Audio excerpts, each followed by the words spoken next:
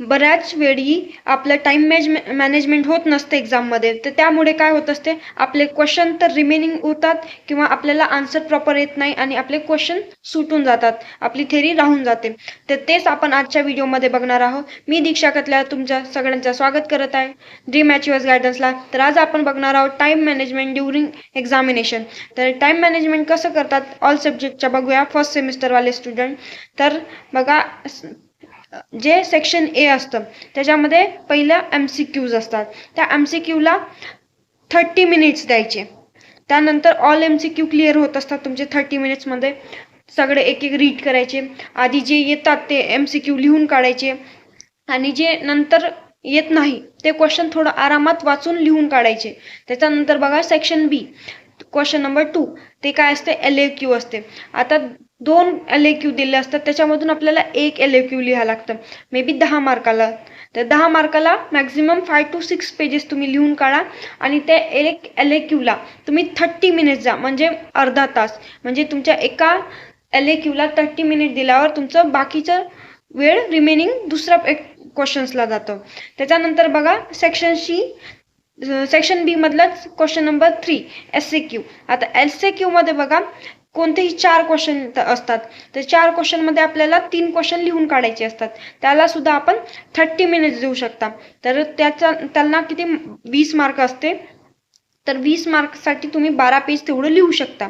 हे आहेत काही टाइम मॅनेजमेंट. त्याच्यानंतर आपण बघूया तुमच्या एक्झामसाठी खूप कमी दिवस राहिलेले आहेत. तर एक्झामसाठी आता तुम्हाला माहितीच आहे तुमची एक्झाम 4 आणि 6ला आहे.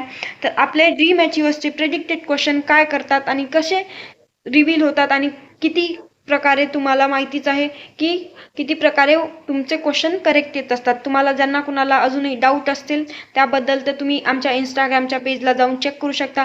सगळे प्रूफ तिथे दिलेले आहेत. तर तुम्हाला 2025 विंटर, आता सगळ्यांना प्रश्न पडते की 2025 विंटर का बरं, 2026 आहे सुरू आणि 25 विंटर का. पण तुमची 2025ला एक्झाम नाही झालीमुळे ते उशिरा होत असते, पण एक्झाम कन्सिडर केली जाते विंटरची, म्हणजे 25ची. म्हणून 2025 विंटरची एक्झाम प्रेडिक्टेड क्वेश्चन तुम्हाला विजिबल होत असतील. हे आम्ही क्लासरूमला अवेलेबल करून दिलेलं आहोत. सोशियो सायको, अनाटॉमी, फिजिओलॉजी हे सगळे तुम्हाला क्वेश्चन्स अवेलेबल करून दिलेले आहेत आम्ही. आणि सोबतच हे क्वेश्चन ज्या ऑलमोस्ट स्टुडंट जे आहेत ज्यांनी एनरोलमेंट केलेलं आहे बॅचला, त्यांना सगळ्यांना प्रोव्हाइड केलेले आहोत आम्ही ह्या बुक पूर्ण प्रेडिक्टेड क्वेश्चन. आणि तसेच ह्या प्रेडिक्टेड क्वेश्चनच्या सोबतच काही स्टुडंटनी काय केलेलं आहे तर तुम्हाला स्क्रीनवर दिसत असेल, स्टुडंटनी सगळ्या क्वेश्चन्सचे सगळ्यांनी मिळून सुद्धा आन्सर काढलेले आहेत.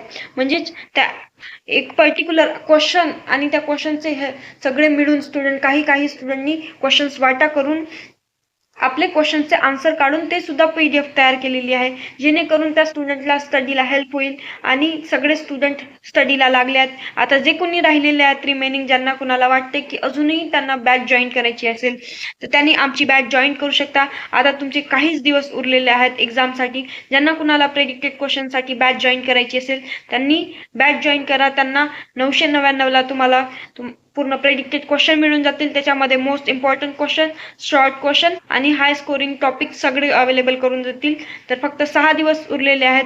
तर ज्यांना कुणाला बॅच जॉईन करायची असेल त्यांनी बॅच आत्ताच जॉईन करावी, जेणेकरून तुम्हाला भरपूर फायदा घेता येईल. आणि सोबतच बघा, जे तुम्हाला आता तुम्हाला कंट्रीब्यूट केले तुम्ही आन्सर की काढायला, तर तेच आन्सर की तुम्हाला सुद्धा हेल्प होईल आणि तेच तुम्हाला स्टडीला हेल्प होऊ शकते ते आन्सर कीनी. त्याच्यानंतर बघा क्वेश्चन सेक्शन नंबर बीचं question number 4, very short SAQ. म्हणजे जी शॉर्ट क्वेश्चन आहेत त्याच्यामध्ये किती 4 क्वेश्चन दिले जातात. त्या 4 क्वेश्चन मधून तुम्हाला 3 क्वेश्चन सॉल्व्ह करावे लागतात. त्यांना सुद्धा तुम्ही 10 मिनिटं अशी देऊ शकता टायमिंग, आणि तेही 5 ते 6 पेजेस लिहायचे आहेत 8 मार्कासाठी. त्याच्यानंतर बघा सेक्शन C. आता त्याच्यामध्ये कोणतं येईल, LAQ मध्ये बघा अजून परत किती मिनिट देऊ शकता तुम्ही, 25 मिनिटं देऊ शकता एका LAQला, म्हणजेच किंवा 30 मिनिट सुद्धा देऊ शकता. तर तुमच्यावर डिपेंड आहे किती तुम्ही कसं सॉल्व्ह करता. पण आता आम्ही ओरली सांगत आहोत की असे टायमिंग दिलेली तुम्ही, तर तुम्हाला प्रॉपरली आन्सर लिहिता येईल आणि तुमचे प्रॉपर आन्सर पूर्ण फिल होतील. त्याच्यानंतर बघा त्यालाच 5 ते 6 पेजेस द्या आणि 10 मार्कासाठी. मग त्याच्यानंतर बघा section C question number 6 SAQ. तर त्याच्यामध्ये बघा 5 म्हणजे याच्यामध्ये पण सुद्धा 30 मिनिट्स तुम्ही देऊ शकता. कोणतेही 4 सॉल्व करायचे असतात तुम्हाला 20 मार्कासाठी. तर तसेच 12 पेजेस तुम्ही देऊ शकता. आणि सेक्शन सी क्वेश्चन नंबर 7 म्हणजे व्हेरी शॉर्ट SAQ, म्हणजे त्याच्यामध्ये सुद्धा तुम्ही 10 मिनिटं देऊ शकता आणि 3 तुम्हाला सॉल्व करायचे असतात. त्याच्यामध्ये पण 5 ते 6 पेजेस तुम्ही लिहू शकता आणि ते तुम्हाला 8 मार्काला होणार आहे. तर हे तुमचं होतं टाईम मॅनेजमेंट. जसं आम्ही तुम्हाला टाईम मॅनेजमेंट सांगितलंय ह्या प्रकारे जर तुम्ही टाईम मॅनेजमेंट केलं तर तुम्हाला हेल्प होईल तुमची पूर्ण एक्झाम सॉल्व करण्यात आणि तुमची थेरी कंटेंट पूर्ण करण्यात. तर हे झालं तुमचं टाईम मॅनेजमेंट. तुम्ही तुमच्या अकॉर्डिंगसुद्धा टाईम मॅनेजमेंट करू शकता किंवा आम्ही गेलेल्या टाईम मॅनेजमेंटनी केलं तर तुम्हाला भरपूर खूप उपयोगी ठरणार आहे हे. तर तुम्हाला ज्यांना कुणाला वाटतंय की टाईम मॅनेजमेंट असं करावं त्यांनी संधी घ्या आणि अशीच टाईम मॅनेजमेंट करा. आणि ज्यांना कुणाला बॅच जॉईन करायची असेल त्यांनी व्हिडिओच्या डिस्क्रिप्शनला तुम्हाला आपल्या ग्रुपची लिंक मिळून जाईल, तिथे जॉईन करा आणि आम्हाला DM करा किंवा कमेंट बॉक्समध्ये सुद्धा कमेंट करू शकता की आम्हाला बॅच जॉईन करायची आहे. तर असंच तुम्ही अजून इन्फॉर्मेटिव्ह व्हिडिओसाठी ड्रीम अचिव्हर्सला जोडून राहा. तुम्हाला खूप प्रकारच्या इन्फॉर्मेशन मिळत राहतील. तुम्हाला व्हिडिओ आवडले असेल तर लाईक करा, शेअर करा आणि सबस्क्राईब करा. धन्यवाद.